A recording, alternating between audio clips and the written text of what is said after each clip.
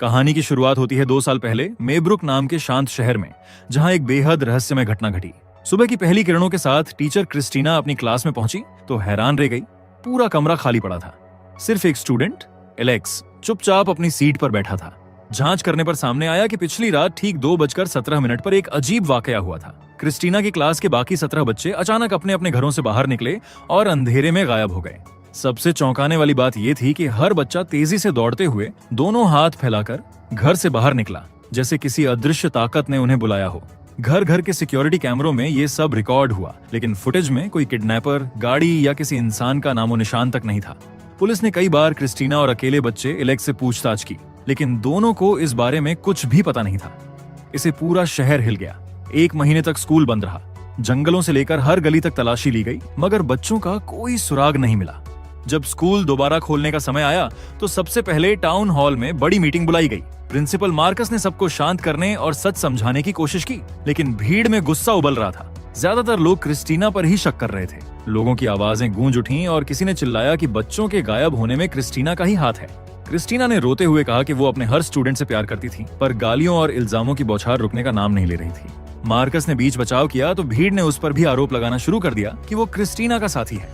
हालात इतने बिगड़ गए कि अंत में एक डिटेक्टिव को क्रिस्टीना को भीड़ से बचाकर बाहर ले जाना पड़ा। उस रात के बाद से क्रिस्टीना का डर और अकेलापन और गहरा हो गया। वो अक्सर शराब पीने लगी ताकि दिमाग थोड़ी देर के लिए शांत हो सके। उसी आदत के चलते एक शाम वो पास के स्टोर पर शराब लेने गई। वहीं अचानक उसके फोन पर अनजान नंबर से कॉल आया। दूसरी तरफ से आई आवाज डरावनी थी, जहां सामने वाले ने उसे धमकी दी। घबराकर क्रिस्टीना ने तुरंत कॉल काट दिया। स्टोर से बाहर निकलते समय एक नशेड़ी, जेम्स, ने उसे पैसे मांगे। क्रिस्टीना ने उसे अनसुना किया और जल्दी से घर की ओर चल पड़ी। रात गहराई तो घर का सन्नाटा और भारी लगने लगा। तभी दरवाजे की घंटी बजी। उसका दिल तेज धड़कने लगा। उसने डरते हुए पीप होल से झांका, पर बाहर कोई नहीं था। कुछ ही मिनट बाद दरवाजे पर जोरदार दस्तक हुई। डर के बावजूद क्रिस्टीना ने हिम्मत जुटाई और बाहर निकली तो देखा कि उसके कार पर लाल रंग से विच लिखा हुआ था। ये देखकर उसकी रूह तक कांप उठी। सुबह उसने कार से पेंट साफ करने की बहुत कोशिश की, पर वो निकल ही नहीं रहे थे। मजबूरी में वो उसी तरह कार लेकर स्कूल पहुंची। स्टाफ रूम में प्रिंसिपल मार्कस ने उसकी हालत देखी और नरमी से कहा, तुम कुछ दिन की छुट्टी ले लो। फिर क्रिस्टीना ने एलेक्स के बारे में पूछा।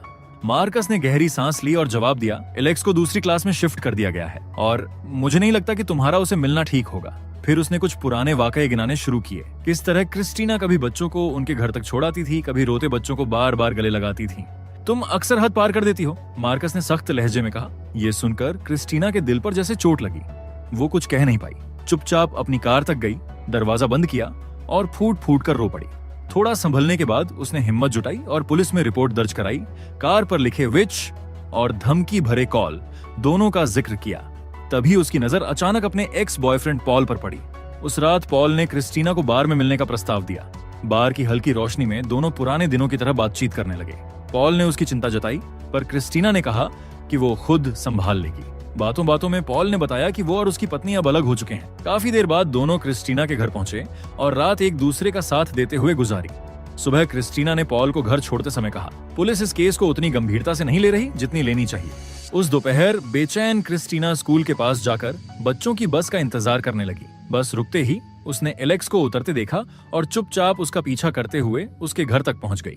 घर अजीब तरह से खामोश था। क्रिस्टीना ने डोरबेल दबाई, दरवाजा खटखटाया, मगर कोई जवाब नहीं मिला। और वही सारी खिड़कियां अखबार से ढकी हुई थीं। चिंता में उसने बाट का गेट खोला और पीछे के आंगन तक चली गई। एक खिड़की में अखबार के बीच छोटा सा खाली हिस्सा दिखा, जिसे अंदर झांका जा सकता था। क्रिस्टीना ने झुककर झांका और अंदर 2 लोग सोफे पर बैठे थे। डर के मारे क्रिस्टीना पीछे हट गई और किसी चीज से टकराकर गिर पड़ी। आवाज गूंजी, पर घर के अंदर जरा भी हलचल नहीं हुई। हिम्मत जुटाकर उसने फिर झांका। जो नजारा सामने था उसने उसके रोंगटे खड़े कर दिए।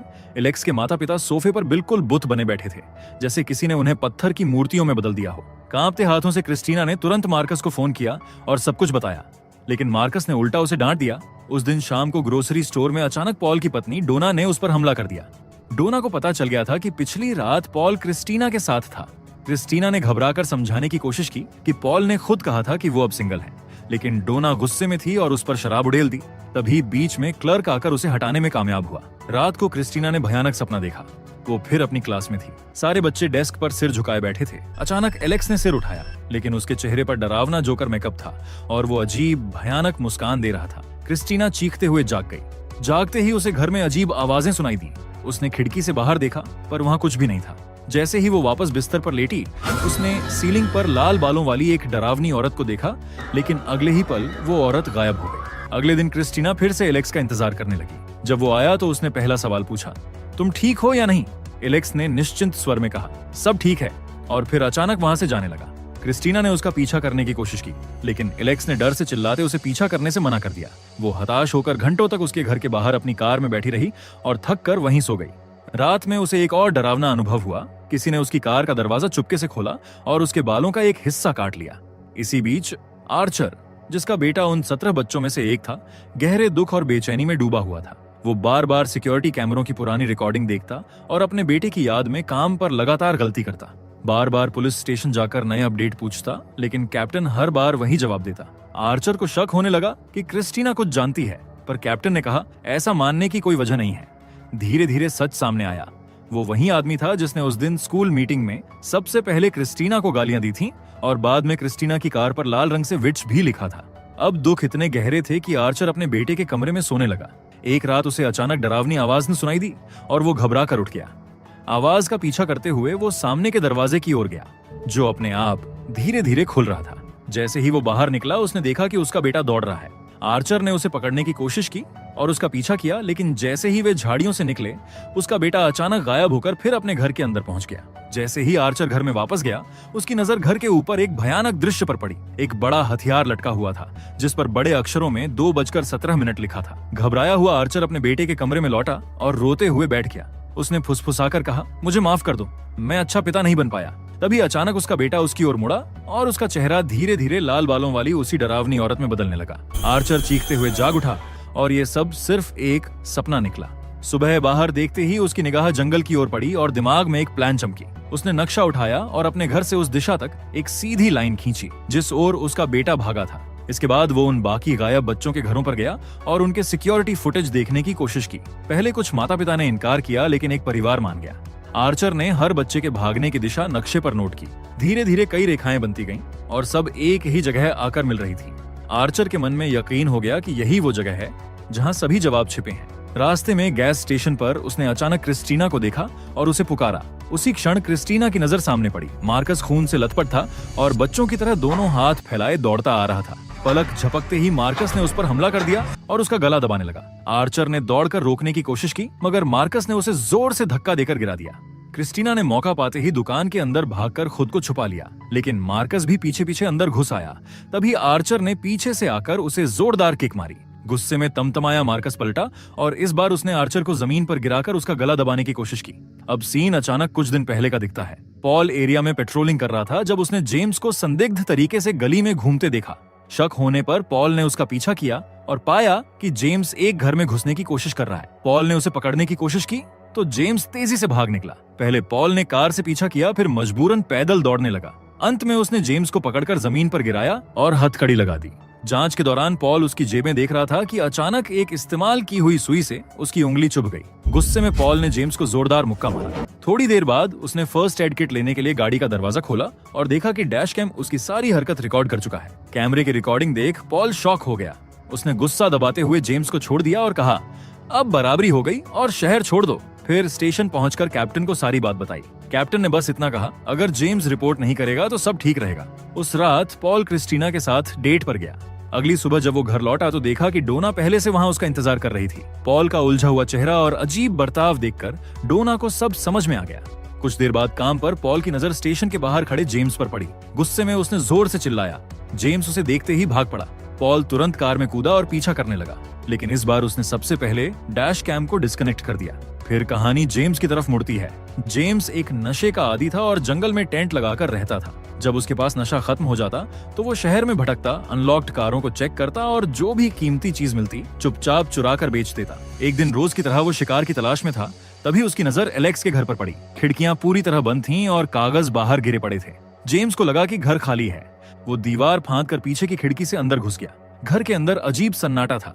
सोफे पर एलेक्स के माता पिता बैठे थे, चेहरों पर गहरे घाव और आंखों में कोई हरकत नहीं। जेम्स ने सोचा कि शायद वे सो रहे हैं या बेहोश हैं। उसने चुपचाप कमरे में इधर उधर तलाश शुरू कर दी और चीजें उठाने लगा। तभी ऊपर से किसी के चलने की हल्की आवाज आई, लेकिन जेम्स ने उसे अनसुना कर दिया और चोरी करता रहा।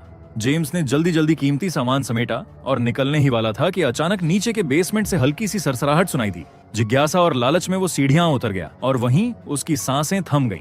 बेसमेंट के बीचों बीच सभी 17 लापता बच्चे खड़े थे, बिल्कुल चुप। जैसे ही जेम्स ने एक कदम पीछे लिया, सभी बच्चे एक साथ उसकी ओर मुड़े। घबराहट में जेम्स बेसमेंट से ऊपर भागा।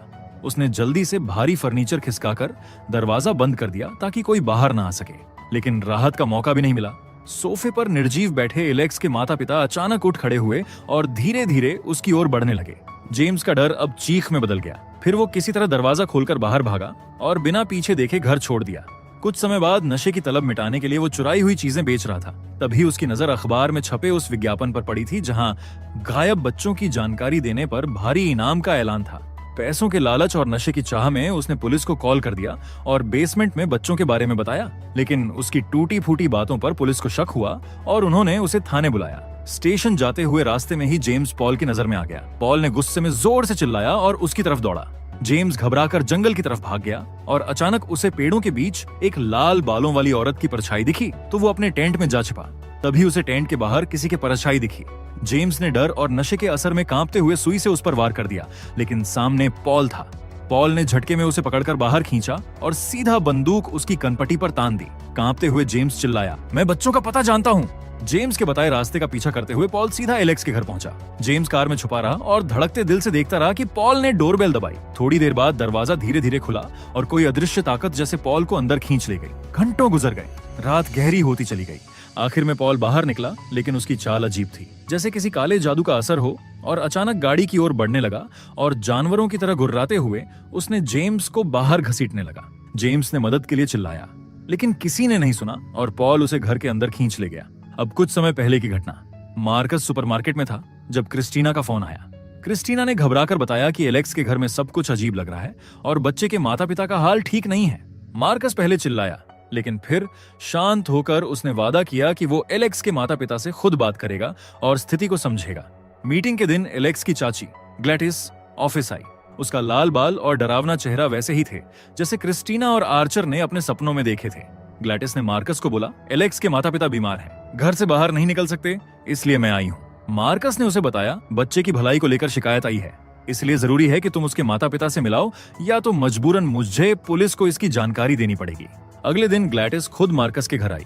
पानी मांगते समय उसने कहा कि पानी कटोरे में चाहिए। वो जानना चाहती थी कि मार्कस ने पुलिस को खबर दी या नहीं। मार्कस ने नहीं कहा। ग्लैटिस ने बिना किसी चेतावनी के उसकी टेबल से एक रिबन निकाला और उसे एक अजीब सी टहनी पर लपेट दिया। फिर उसने अपनी उंगली काटकर उस पर खून लगाया।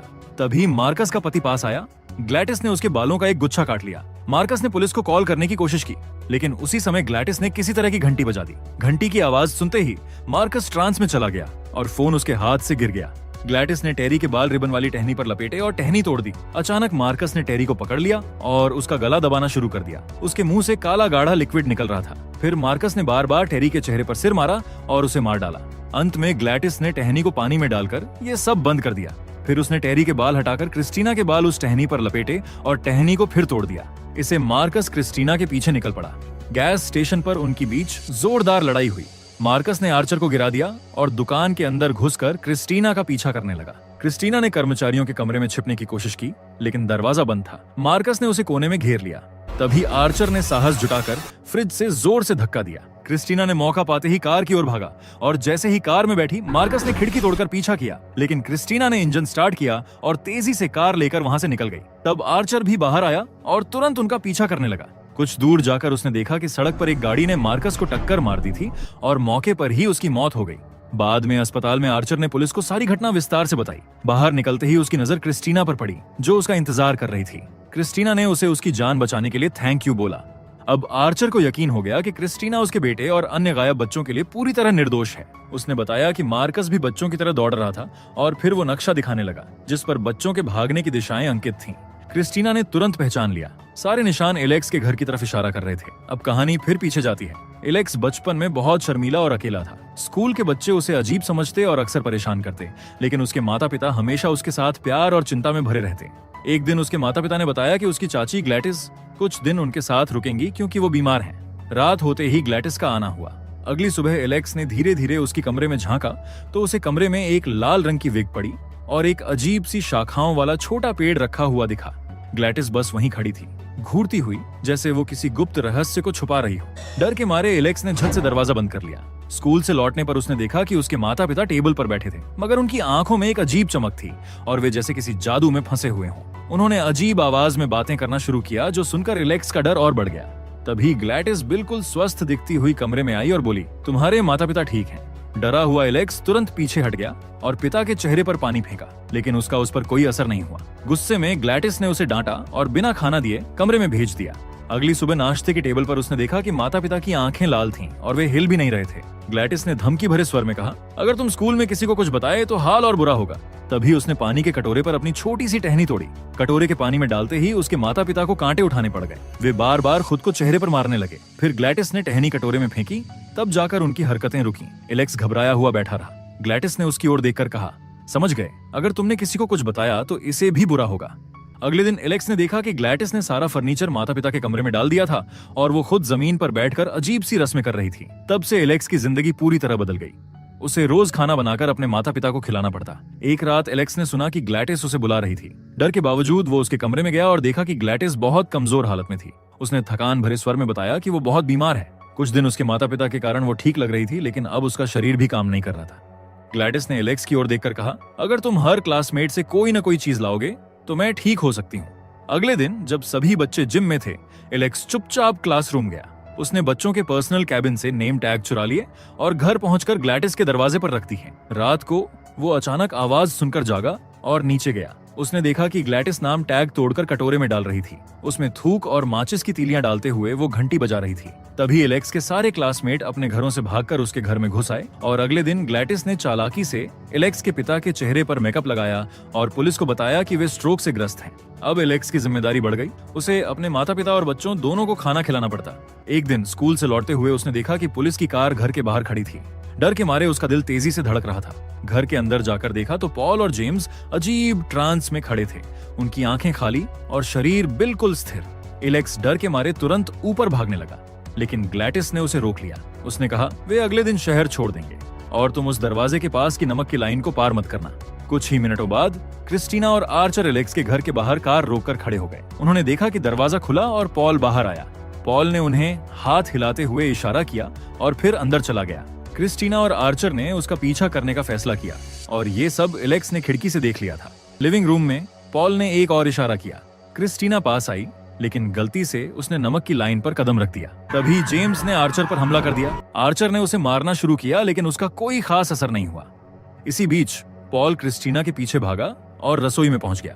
क्रिस्टीना ने हिम्मत जुटाकर पैन फेंककर उसका सामना किया, लेकिन पॉल को चोट नहीं लगी।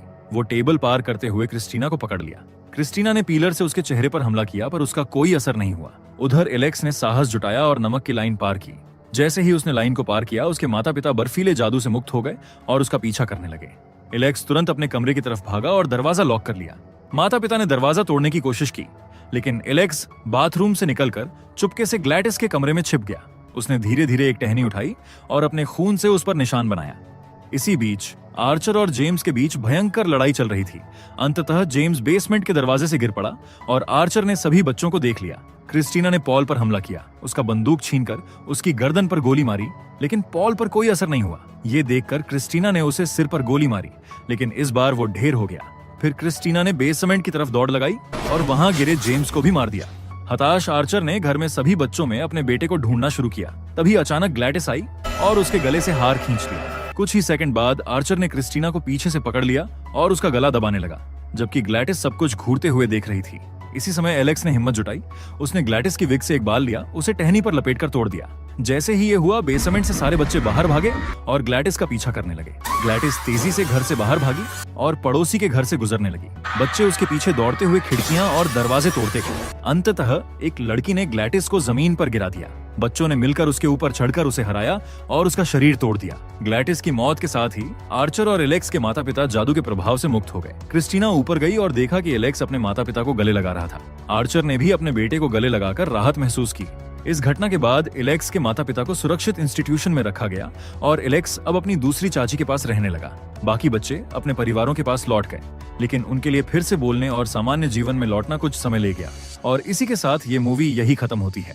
अगर आपको एक्सप्लेनेशन अच्छा लगा हो तो वीडियो को लाइक और कमेंट जरूर करें।